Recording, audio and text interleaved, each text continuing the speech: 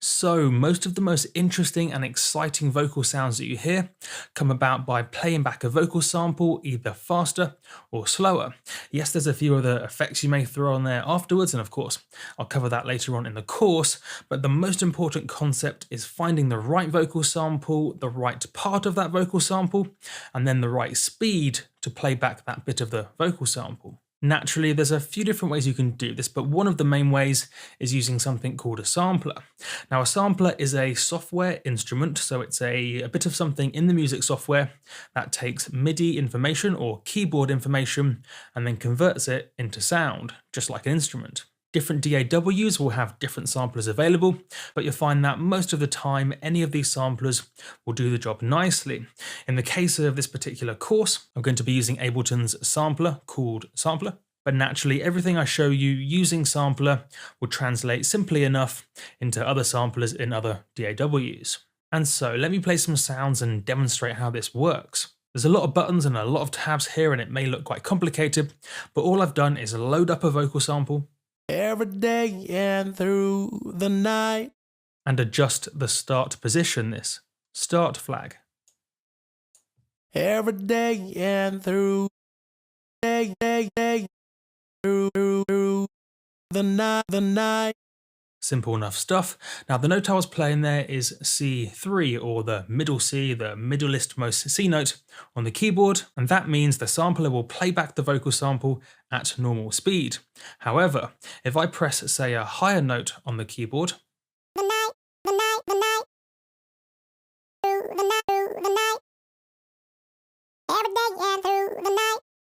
you can see it's playing back the sample faster, which is resulting in a higher pitch.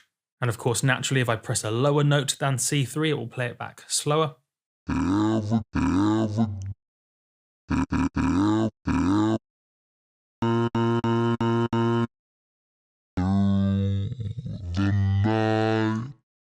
Makes sense? And so here's the important workflow. What you do when you're trying to find that interesting bit of vocal sound is you try different vocal samples, different start positions in that vocal sample, and then different pitches or different notes on the keyboard. In other words, you're trying to find the right bit of vocal and the right speed to play that right bit of vocal. And then as simple as it sounds, you just keep trying ideas out until something sounds cool, until something catches your ear. Let me give you a whole bunch of examples. Now I have 6 other samplers loaded up here, each with a different vocal sample in a different vocal style. Notice how many different types of vocal sounds you can create purely by playing a vocal sample back either faster or slower. I can't find you. I can't find you.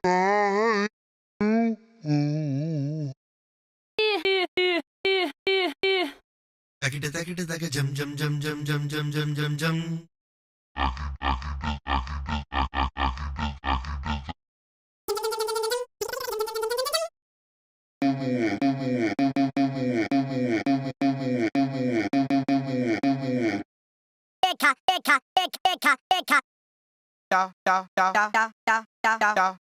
Oh.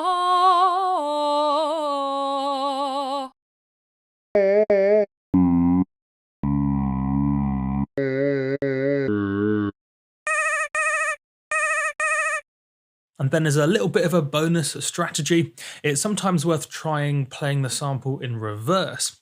And in the case of, say, Ableton's sampler, you can do that with the reverse button. And you can see it plays it backwards, but that is the general idea. It's crazy how many different sorts of sounds you can create by just taking a vocal and playing it back faster or slower. But that is the most fundamental idea and how you do it using a sampler. Thanks for watching.